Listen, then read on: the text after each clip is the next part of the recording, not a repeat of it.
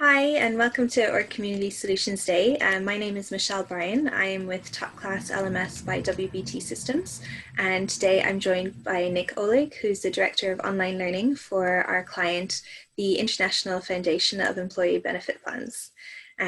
We have been working with IFEBP for a number of years, and today we wanted to share with you a little bit about how IFEBP uses Top Class LMS to help them to provide content and education to their members.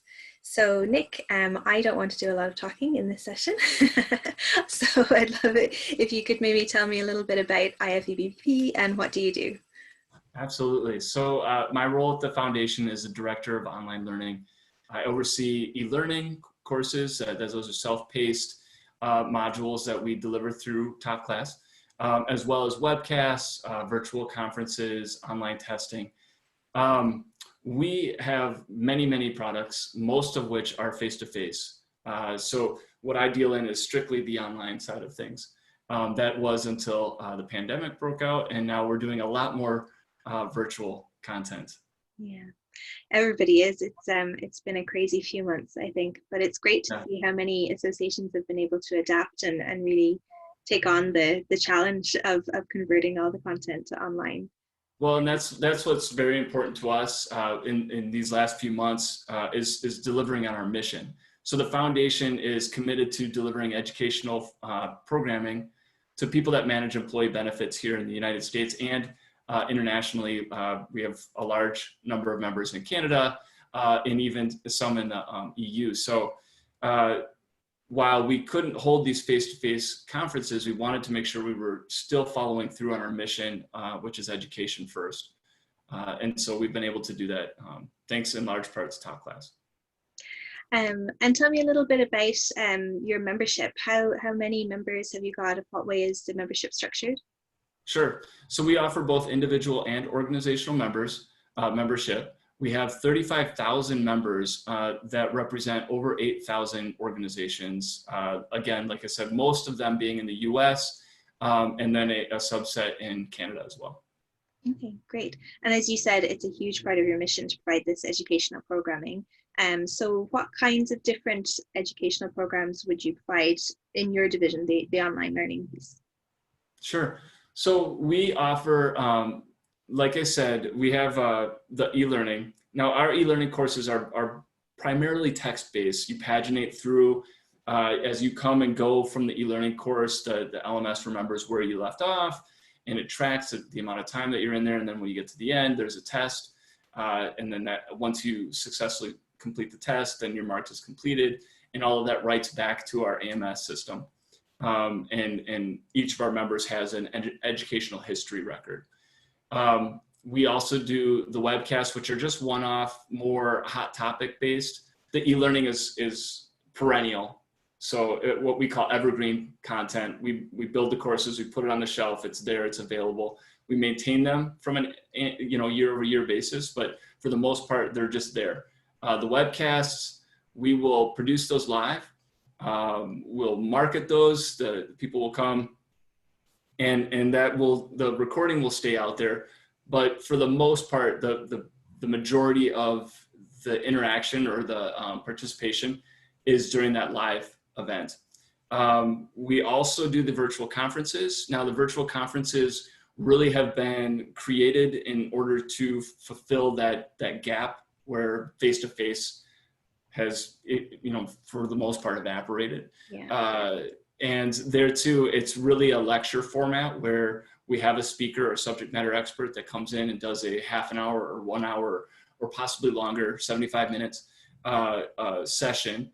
And then we have multiple sessions scheduled within a day, and then sometimes multiple days for the week, so on and so forth, depending on the size of the virtual conference. What else we do? We do a lot of online testing, especially now, more so than before. We have the tests built out within Top Class, and once someone enrolls in a program, they might have a face-to-face training, but then once that's completed, then they'll leave the training and then they'll go online and they'll complete their test. So. Okay. Wow. And we were talking the last day, you mentioned to me, how many different events have you produced, virtual events so far this year? So far this year, we're at about a dozen. We have probably another half dozen to go before the year's out. Those are strictly virtual conferences, and we've created this dichotomy where we have virtual conferences and we also have virtual instructor-led training. A conference being more of a knowledge transfer, and training being more of a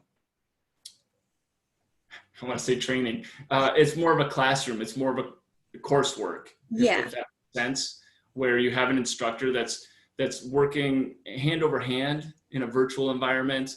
For example, we're using Zoom webinar for our virtual conferences where the audience has the audio interaction, but in most parts, or if not in all cases, they're not actually interacting other than maybe using the chat feature. Whereas with virtual instructor-led training, we're using Zoom meetings to capture the actual event so that the attendee can participate both through video and audio. And then we limit the size. So right now we're shooting for classroom sizes of around 25 to 30 to ensure that there's an adequate time for interaction between the instructor and the students. Okay, wow. So with all that, the amount of education programs that you're putting out and the number of members that you have to cater for, how do you track all of that information? So we have an integration with Top Class that allows us to really bring everything back from Top Class that's necessary into our AMS. That is, the AMS is where our e-commerce platform is built out of. Our website drives, it pulls a lot of the content from there. All of our single sign-on is driven out of that. So really, Top Class is a periphery system to our AMS. And so with that, I know that one area that you've mentioned in the past to me that can be sometimes difficult to manage is providing or rather distributing education to your corporate or organizational members. That's obviously a little bit more challenging than just having individual members sign up for courses. So what were some of the challenges that you had experienced with that in the past? Absolutely, great question. So in the past, one of the things that we've done, and even currently, we sell our courses to larger teams at an organization. So really, it's a business to business model rather than selling to the individual. This streamlines an organization's training process. So they can come to us and say, "Hey, listen, Nick, I've got 10 people that need training on this compliance topic. We have the course. We pull it off our virtual shelf, and we put it within a license pool within Top Class, and then we sell the customer, the organization, a number of credits that they can then use within that pool to consume or gain access to that course. In the past, under other systems, we've had to handle this in various number of ways, and in any event, it was always either cumbersome to the organization or cumbersome to us. The organization might have to redistribute credits to their staff, and then their staff has to use those credits. Or on our end, we have to keep track on a regular basis. How many people are they putting into this course? And have they paid for it? Do we need to invoice for an overage? Is there a credit due? Have they not? If they haven't used it, then we have to carry that credit, and that's a liability that we have to carry over from year to year. And it was always very difficult. With the license pools, we've been really excited about those. We have a couple different ways of distributing credits. We can base those credits directly off of the course, so a one-to-one relationship. We can create multiple licenses, meaning they can, like, one person can have access to multiple courses as soon as they are allowed entrance into that license pool. Or we can base it off of a smaller metric. So some of our courses are big and some of them are small. So we can have a metric, a course credit, where depending on how large that course is, that will dictate the amount of credits that come out of the license pool. And what it's done for us is that we can create custom reports that are available to the organization that they can run themselves. They can let people in and out of their license pool according to their timing and their own HR needs. And that frees us up to focus our efforts on developing new courseware. And that's where our strength is in generating the content.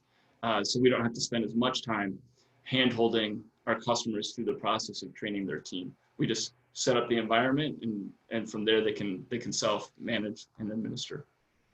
That's great. I know you shared with me some of the screenshots of the system and how it looks. So I might pop those up at the moment so that we can show everybody what it looks like. So let me see. Hopefully you can see the screen there okay. So this is a snapshot of your learning center.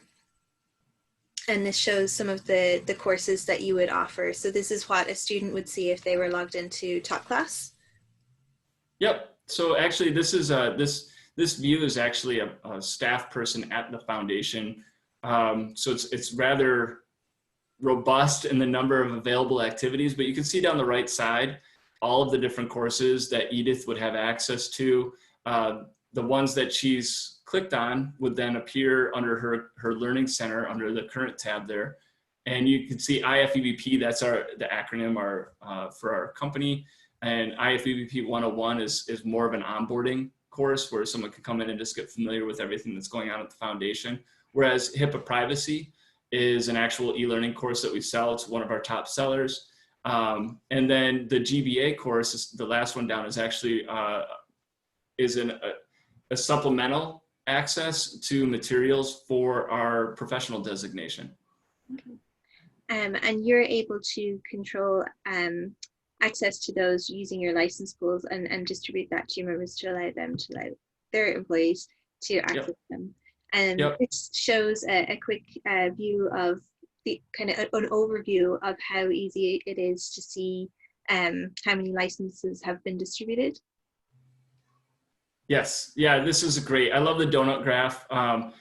You can see right away, there's in this account or this license pool, there's 903 credits available. We've only used 71 and 26 may have been used, but they haven't even started using them yet. So we know exactly what's going on, and our customers can see the same donut graphs. And what I do many times is I encourage our customers to have as many license pools as they need.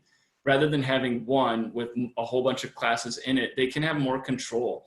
And it doesn't cost us anything to create more license pools. So if we have a certain number of compliance topics, we can have a separate license pool for each compliance topic. And what happens oftentimes is that there's some, if you're going to draw a Venn diagram of the different teams within an organization, you might have smaller groups that cross over from one group to the other, but you want to have more control over that so that not everybody's taking every class. Mm-hmm. And that this affords us to do that. Great. And then I think the last shot that you shared with us is just to show a view of the team and progress and being able to see again, filter how many licenses have been redeemed. Yes, so this is where this saves us a lot of time internally from having to facilitate our outside organizations and how they manage their team and training. So as you can see here, the team administrator can come in, or the account administrator could come in, and they can see exactly who's listed on their team. And then they can run reports so they can find out who's redeemed what licenses and how far along are they through through their courses. And they can have all those reports so that they can share those reports internally. In the past, we would, regularly get requests for, can you tell me who's done what and how many credits I have left and so on and so forth. And while we've always been willing to help in that way, and we still do on occasion, this is a great self-help feature that we worked with Top Class to get added to our account. It's been very, very helpful. That's great. So I'll take that down now and just go back to our conversation. So you I know in the past you told me that this has actually had a really positive impact on your members, not only in terms of making it easier for them to see, you know, how many licenses they have and track all that information that you've just spoken about, but it also means that you're seeing that the renewal process is much easier for you guys because of this. Yeah, absolutely. In the past, like I said, if someone didn't use all of their credits, now we're in the business of education. The last thing I want to do is give somebody access to education and then find out that they haven't been able to utilize it.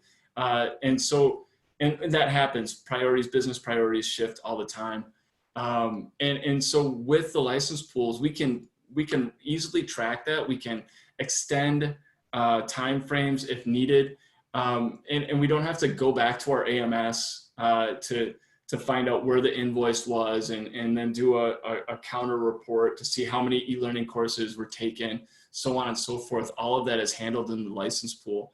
And I think what that allows us to do is to say to our customer, hey, we're going to accommodate you within your own environment rather than forcing them into a box and make them conform to our business rules. We can adjust. We have the flexibility now to adjust and accommodate many different organizations and many different priorities and the different fluid processes that are involved there. So mm-hmm. It's great. So really, I mean, it's fantastic to hear how much something like this has benefited your association. It seems like a very small piece of the puzzle, really, and it's not I suppose the shiniest or prettiest part of an LMS that you kind of would expect to be talking about, but it's a feature that has really enabled you to free up your staff time, as you said, to focus on developing better content, more content, and it's freed up your members. It's made the whole process of accessing your education much easier for them, which is fantastic. Is there any kind of advice or tips that you've kind of gleaned from this process of coming to this point with Top Class or with an LMS in general that you'd like to share with other associations that are kind of just getting started with online education, or, you know, because of the pandemic have had to adapt really quickly and change the way that they're doing things? Yeah, I think for us at the foundation, we're a nonprofit organization, and so we're very mission oriented. And that's not to say that we're not concerned at all about sustainability. We've monetized our content and we need efficient ways to distribute that content. And the more efficient we can be, like I said, the more we can focus on the content itself. That's where, you know, our expertise comes to fruition. I think as we've gone through the pandemic, as we're learning a lot of new stuff about virtual conferences, it's great to have accessibility to the content, and we're going to continue doing that. I think a lot of us are probably a little burned out on virtual conferences. The irony is not lost on me as we're doing this session right now, but it really boils down to, we've got to get this content out to them when they need it, where they need it, at the time that they need it most. Yeah. And so anything you can do that takes down the barriers of entry and getting to that content is critical for the success of your content, whether you're a nonprofit or a for-profit. Mm-hmm. So we're always looking for ways to improve and be more efficient from the perspective of the user, from the student or the learner, and how they can get to that content. And I think Top Class has afforded us those additional efficiencies. And one of the main reasons, and I don't mean to harp on this, but with Top Class, one of the biggest reasons with us working with Top Class and moving forward with Top Class has been their responsiveness. So that's not meant to be, I'm not sure what the phrasing would be. I don't mean to just lavish accolades on you for no reason. Like, I honestly, I'm saying that, like, the efficiency, it goes both ways. is what I'm getting at. So while we're looking for efficiency to support our members, we also feel efficiently supported by Top Class. Oh, well, that is lovely to hear, and thank you. um, okay, I think that's kind of really all that we wanted to share today. If anybody has any questions about the use of license pools, or how to kind of deliver education more efficiently to their members, you know, we'd be happy to see what we can do to help you guys as well. Share a little bit about Top Class, just for anybody who's not familiar with it. Let me just share these. So Top Class is an education platform, a learning management system that we really try to understand the challenges that our partners are facing, like IFEBP, and to work with them to overcome those, so that we can help, you know, associations to expand their learning portfolio and really deliver impactful learning to their members.